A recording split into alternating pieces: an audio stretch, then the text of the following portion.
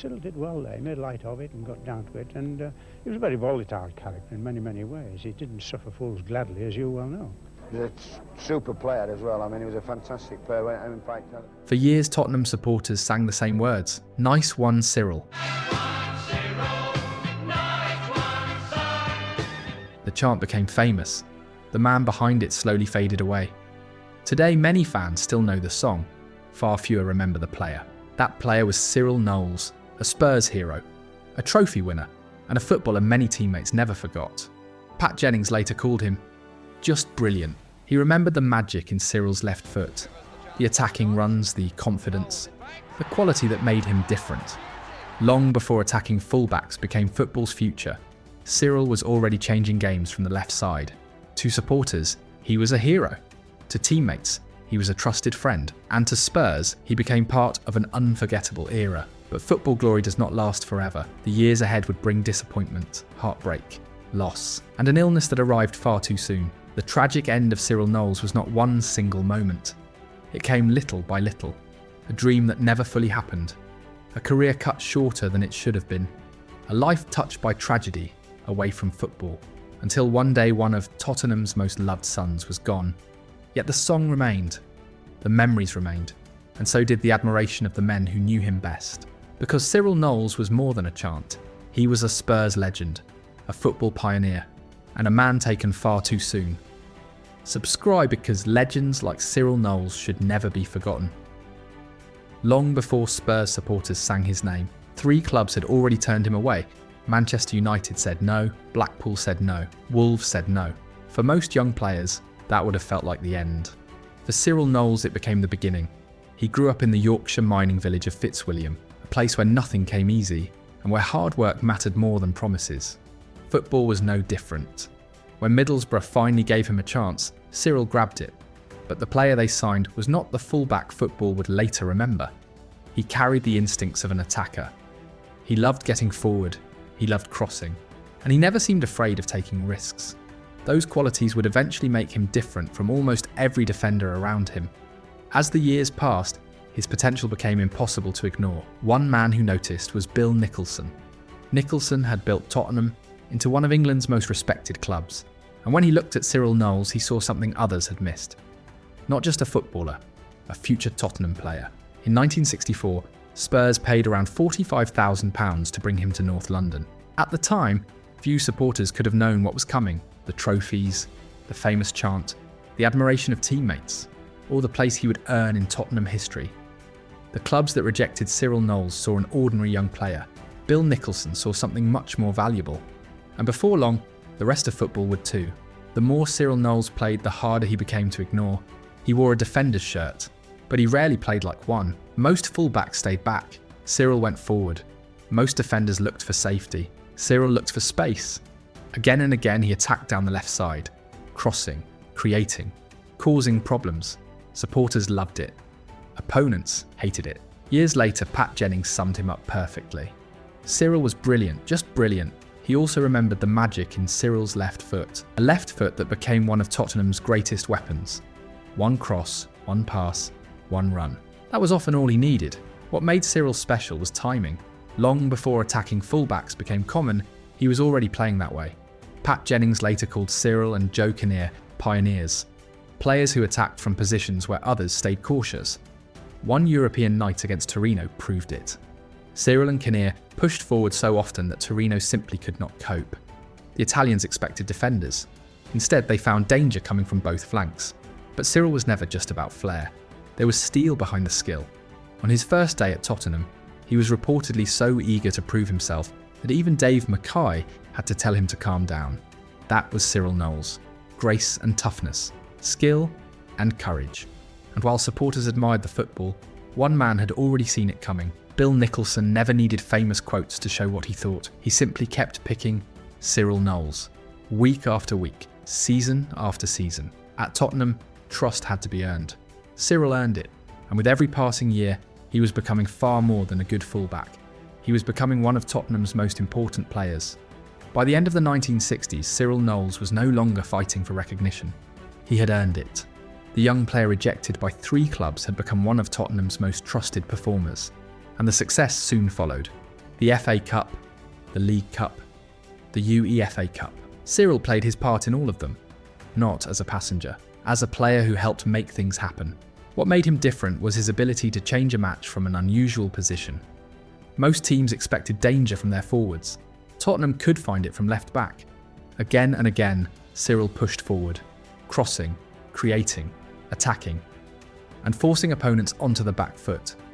Forwards like Martin Chivers and Alan Gilzean benefited from it. Opportunities appeared, defences stretched, and Tottenham became harder to stop. But Cyril's influence went beyond assists and crosses. He brought energy, confidence, and belief. When Tottenham attacked, he often became part of the attack. When Tottenham defended, he never hid from responsibility. That balance made him invaluable. By the early 1970s, Cyril Knowles was no longer just a Tottenham favourite. He was becoming one of the finest fullbacks in English football, which only made what happened with England even harder to understand. For all the success Cyril Knowles enjoyed at Tottenham, one part of his career always felt incomplete. England. It should have been a bigger chapter. Many believed it would be, yet the England opportunities never came often enough. The reason was not a lack of ability, it was timing. England already had an outstanding left-back in Terry Cooper, and for Cyril, that changed everything. Football can be cruel that way. Sometimes a great player arrives at exactly the wrong moment. Cyril found himself competing against another outstanding player for the same position, and the chances became limited. In the end, he won only 4 senior England caps. Just 4. For a footballer of his quality, it never felt enough, especially to those who watched him every week. Alan Gilzean once said, "Cyril was one of the best teammates I ever played with," and inside Tottenham, that feeling made sense. They saw the attacking runs, the dangerous crosses, the intelligence, the consistency, and the confidence that made him one of the club's most important players. There were no public complaints, no excuses, no bitterness. Cyril simply carried on playing, week after week, season after season, doing what he had always done. But the feeling never completely disappeared, that his international career should have been bigger, that his talent deserved more opportunities, and that England never truly saw the best of Cyril Knowles. England saw glimpses. Tottenham saw the real player. The supporters saw it, and the teammates who played beside him certainly did. But while the England story remained unfinished, another problem was quietly approaching. A problem far more serious than missing international caps. Because the body that had carried Cyril through so many great years was beginning to fail him. For years, Cyril Knowles seemed unstoppable. The runs were still there, the quality was still there, the left foot was still there. But football can be cruel. Sometimes it takes a player long before he is ready to leave. For Cyril, the problem was his knee. Slowly the injury began taking things away. Not his talent, his ability to show it. The cruel part was that he could still play. He could still create chances. He could still influence matches. The football brain remained as sharp as ever. But the body was beginning to fail him. Even near the end, Cyril produced reminders of his quality. One of the greatest came against Leeds United. Tottenham were fighting to stay up. The pressure was enormous, and when Spurs needed leaders, Cyril delivered. He scored twice, helping drive Tottenham to a vital victory. For one afternoon, supporters saw the old Cyril again.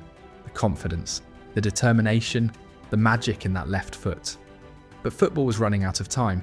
The knee problems refused to go away, and eventually the reality became impossible to escape. At only 31 years old, Cyril Knowles was forced to retire. That was what made it so painful. The talent had not disappeared, the desire had not disappeared, but the body had reached its limit. And while losing football was hard enough, an even greater heartbreak was waiting away from the game. Supporters saw the footballer, the trophies, the famous chant, the smiling face running down the left wing.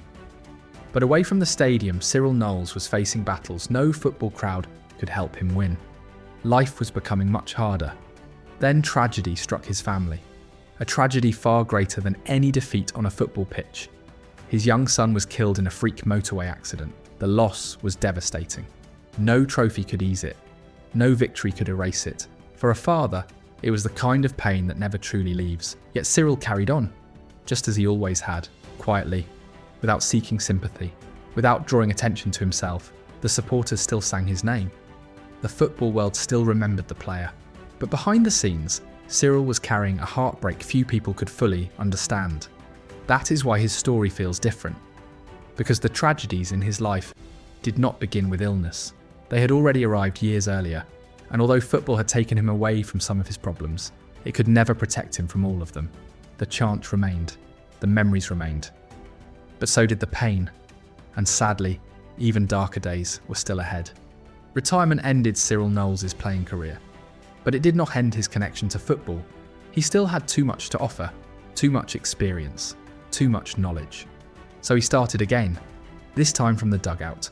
Management brought new challenges, new pressures, and a new purpose. Cyril worked his way through the lower leagues, far from the bright lights of White Hart Lane, far from the famous chants. But the commitment remained the same. He managed Darlington, Torquay United, and later Hartlepool United. The football was different, the budgets were smaller, the resources were limited. Yet Cyril approached it with the same determination he had shown as a player. Those who worked with him respected him. Those who played for him listened to him, because he had lived the game and understood what it demanded. At Hartlepool, he helped steady a club that desperately needed direction. Many believed he gave the club belief when it needed it most. For a while it seemed football was giving Cyril something special. A second chapter, a new legacy, a chance to build something beyond his playing days. After everything he had already endured, it felt deserved. But football was not finished testing him. Just when the future seemed promising again, another challenge appeared. One far more serious than injury. One far more serious than retirement. And this time there was no way to play through the pain. For most of his life, Cyril Knowles always found a way forward. Rejection, injury, heartbreak. He kept going. That is why what happened next felt so cruel. At Hartlepool, he was building again, working, planning, looking ahead. Then everything changed. A brain tumour. Suddenly football no longer mattered. Only the fight ahead. For those who knew him, the news was difficult to accept. Pat Jennings later spoke of the shock, the loss of a friend he considered a brother. Martin Chivers remembered him with enormous respect. He was one of the best teammates I ever played with. That respect was earned. Over more than 500 appearances for Tottenham. Over years of service, trophies, and unforgettable performances, Cyril scored 30 goals for Spurs. Remarkable numbers for a full-back of his era. But statistics never told the full story. Cyril underwent surgery. Friends hoped for recovery, but it never came. And at the end of August 1991, Cyril Knowles passed away. He was only 47, far too young. Many remember the chant. Far fewer remember the footballer. The song survived. The man slowly faded from the conversation. And that is a shame. Because Cyril Knowles was more than a famous chant. He was one of Tottenham's finest fullbacks. A pioneer, a trophy winner, and a Spurs legend who earned far more respect than history often gives him. Subscribe because Cyril Knowles deserves to be remembered for the football he played, not just the song that followed him.